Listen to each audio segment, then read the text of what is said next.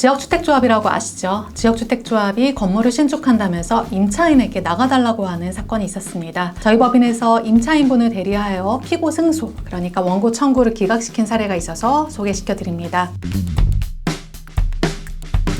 저희 의뢰인은요, 대전 유성구 소재의 어떤 근린생활시설 1층에서 식당 영업을 하시는 분이었습니다. 본래 의뢰인께서는 2019년에 당시 건물 소유자인 어떤 종중과 사이에서 임대차 계약을 체결하였고요. 본래 그 임대차 계약은 2021년 말까지였는데요. 그 당시 임대인과 저희 의뢰인이 임차인 사이에서 서로 뭐 갱신하자 말자, 거절한다 안 한다 이런 얘기들이 없어서 묵시적 갱신이 1년 정도 되어 있었던 상태입니다. 묵시적으로 갱신된 임대차 계약에 따라서 2022년까지 영업을 하고 계시던 상황이었는데요.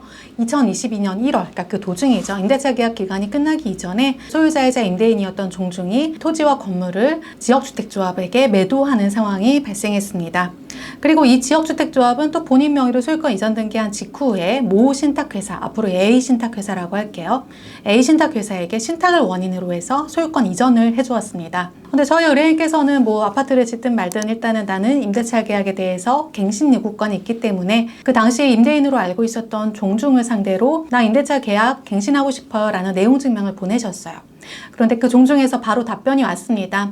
나는 이 건물을 지역주택조합한테 이미 매도하고 나갔으니까 그 지역주택조합과 얘기를 해봐라 라는 회신이었습니다.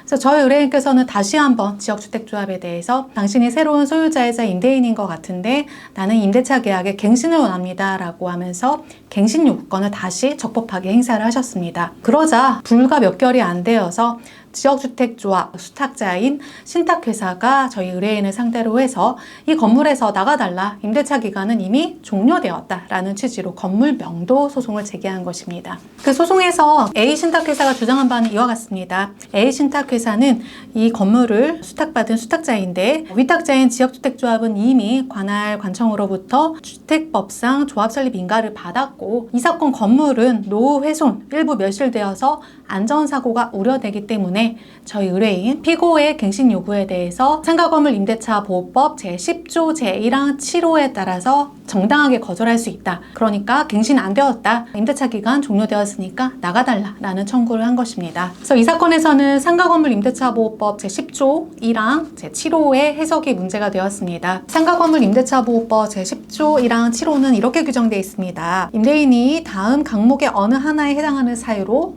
건물 전부 또는 일부를 철거하거나 재건축하기 위해서 목적 건물 점유를 회복, 건물 인도를 받을 필요가 있는 경우에 임대인의 임차인의 갱신 요구에 대해서 거절을 할 수 있고요. 그 다음 강목이라는 건 이런 겁니다. 임대차 계약 체결 당시에 이 건물에 대해서 공사를 할 겁니다. 뭐 철거 또는 재건축을 할 겁니다. 라고 하면서 공사의 시기 및 소요 기간에 대해서 임차인에게 구체적으로 고지하였을 것. 건물이 정말로 노후되거나 훼손되었거나 아니면 일부 멸실되어서 안전사고가 우려되는 경우, 그리고 다른 법령에 따라서 철거 또는 재건축이 이루어지는 경우, 이 경우를 임대인이 갱신 거절할 수 있는 정당한 사유로 인정을 하고 있는데요. 그런데 저희가 진행했던 사건에서 재판부의 판단은 이랬습니다. 임대인이 주장하는 철거나 재건축이라는 것은 단순한 계획에 그치는 경우가 아니라 단기간 내에 관리처분계획 인가고시가 났다거나 아니면 주택사업계획 승인고시가 났다거나 아니면 곧바로 공사를 착공해야 한다는 구체적인 실행 단계에 이른 상황 일 때 임대인이 정당한 사유를 들어서 갱신 거절을 할 수 있다라고 판단했습니다. 그래서 실제로 지역주택조합이라고 해서요, 사업계획 승인만 받았다고 해서 바로 착공할 수 있는 게 아니에요. 사업계획 승인을 받았다 하더라도 토지 확보를 100% 완료하여야 착공이 가능하고요. 남은 5%의 토지 확보를 못해서 2, 3년간 착공이 지연되는 경우가 있습니다. 그런 경우까지 고려한다라고 하면 당장 임차인이 퇴거해야 되는 또는 임대인이 이 건물의 점유를 회복해야 되는 급박한 사정이 있다고는 볼 수 없다는 것이지요. 특히나 이 사건에서는 이 지역주택조합은 조합 설립 인가만 받은 상황이었고요. 물론 사업계획 승인을 위해서 여러 가지 심의 절차를 진행하고 있는 상황은 맞았습니다. 그런데 그런 심의 절차가 뭐 몇 개월이 걸릴지 몇 년이 걸릴지 알 수 없는 상황이다 보니까 재판부가 보기에는 지금 원고, 임대인이 주장하는 정당한 사유라는 거는 아직 도래하지 않았다. 급박한 상황이 보이지 않는다 라고 하면서 임대인의 갱신 거절은 타당하지 않다라고 보았고, 임차인은 이 사건 임대차 계약에 대해서 갱신 요구를 할 수 있다. 그것은 적법한 갱신 요구였다라고 판단을 해준 것입니다.